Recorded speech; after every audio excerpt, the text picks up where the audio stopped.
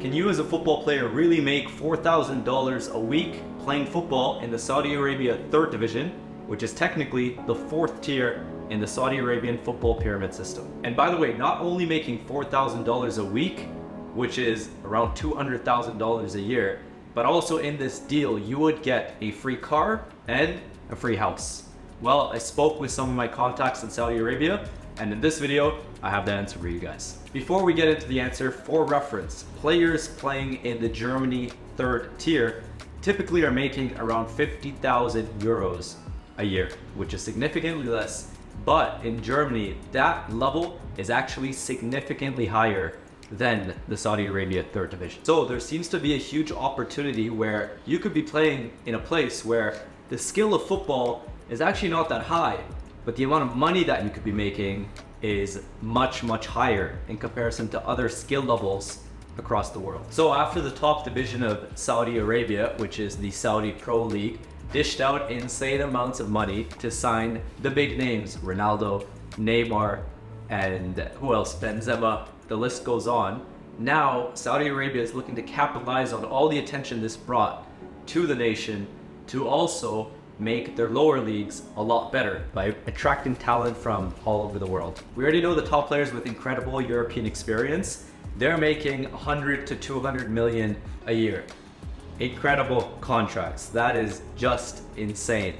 Those are exceptional cases. Their names, their brands, what they've achieved in the game deserves that much money in the perception of Saudi Arabia.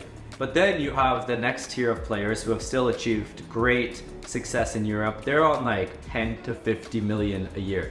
Still insane numbers. Guys like Mane, Mahrez, Fabinho, Koulibaly, Brozovic, still crazy contracts. But nobody's talking about the fact that you can only have 8 foreign players in the top division of Saudi Arabian football, which means outside of those 8 foreign spots, outside of those contracts, the rest of the team is mainly local guys who are gonna be making anywhere from an average national salary to a couple million a year. But this really depends on the clubs themselves. So you have the top 4 clubs like Al Nassr, Al Hilal. They're all owned by the PIF, the Saudi Arabia Public Investment Fund.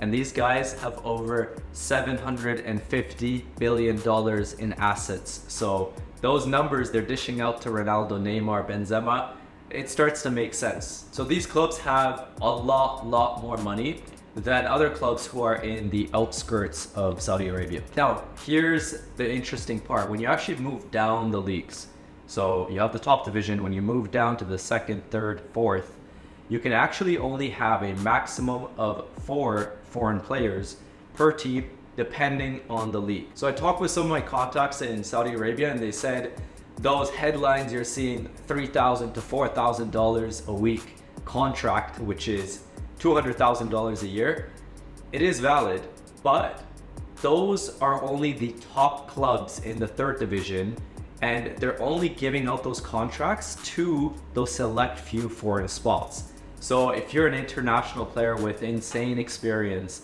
one of those lower league clubs wants you to come in and they're gonna be giving you a really good contract to be playing in a league where the skill isn't that high. But then the rest of the guys, they're mainly gonna be Saudi nationals and other African and Arab athletes who are not making anywhere close to that amount. Then in between the 3rd division and the top division, you'll see a similar pattern where there's some big name players or even coaches who are gonna be on really nice contracts, but those are only a specific amount of cases on each team.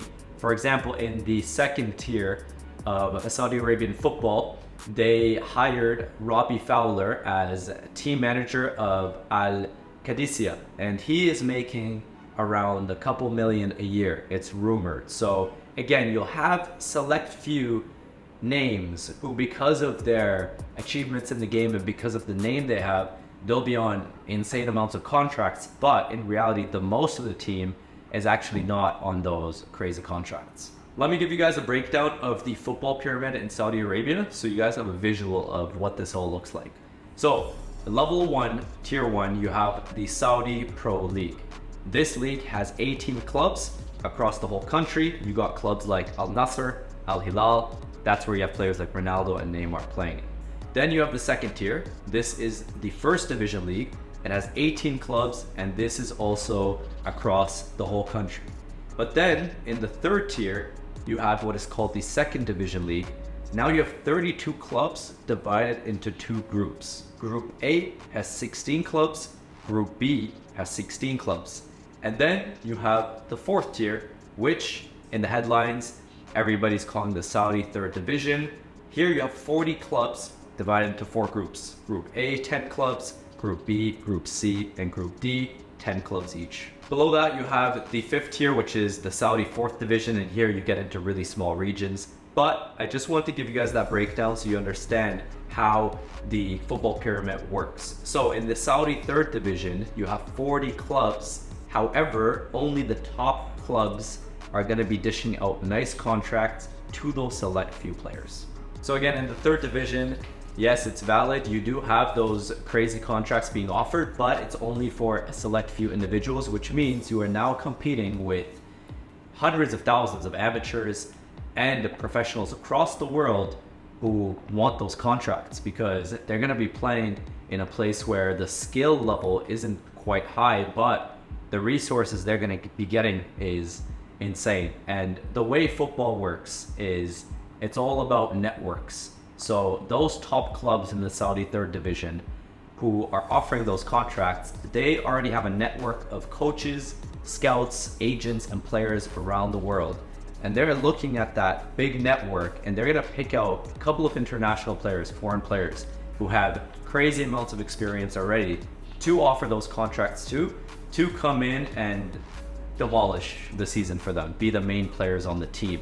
So if you're not in that network, if you're not in the network of those coaches, your chances of being picked out for one of these contracts is unfortunately next to zero. However, next to zero is not zero. So there are things I would recommend you do. And the reason I would recommend you take action on these things is because Saudi Arabia is now investing insane amounts of money into football and into their sports sector, which means the whole region of the Middle East is now going to start competing. UAE, Qatar, a lot of the other countries are now going to follow suit. So what you'll see in the next 5 to 10 years is a lot more playing opportunities, a lot better contracts, a lot better facilities. You can make a lot more money. So for you to start growing your network and getting connected in the Middle East region, in the Saudi Arabia region, it's only going to help you. So action steps you can take, I would recommend you start growing your network today. One of the ways you can do that is LinkedIn. Very underrated, by the way. This is something I am currently working on. So one of the connections I've made recently is part of management at Al Nassr, the club that Ronaldo plays for. And I am personally planning to take a trip to Riyadh in Saudi Arabia in December. So I'm gonna go there, and all these connections I've made and I'm going to make on LinkedIn, I'm gonna grab a coffee with them and just get to know key people in Saudi Arabia, sporting directors, people part of management, business people in the football world, football players. So LinkedIn, what I've been doing is I go on LinkedIn. First, I have a professional profile that's very important. Then you search up Saudi Arabia football, or you search up Al Nassr, or you search up another club.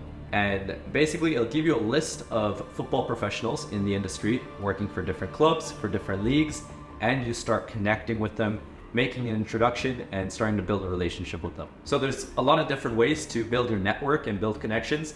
That's a different video. If you guys want that, let me know. But for this one, I just wanted to give you guys the answer to the question everybody's been asking, and then also give you guys some positive encouragement to start building your network in that region. So can you sign a contract getting $4,000 a week playing in the Saudi third division? Yes, you can, but the odds are heavily stacked against you. We're literally talking a few contracts, and you got thousands of football players around the world looking to secure those contracts. But although the odds are against you, again, I would recommend start tapping into the Middle Eastern football market. It's going to be an ROI positive move for you guys, because what you will see in the coming years, there's going to be more football opportunities, both as a player, as a coach, and in other aspects of the football industry. So be proactive with growing your football network, because luck is what happens when preparation meets opportunity. And one thing that is always and fully in your control is your preparation.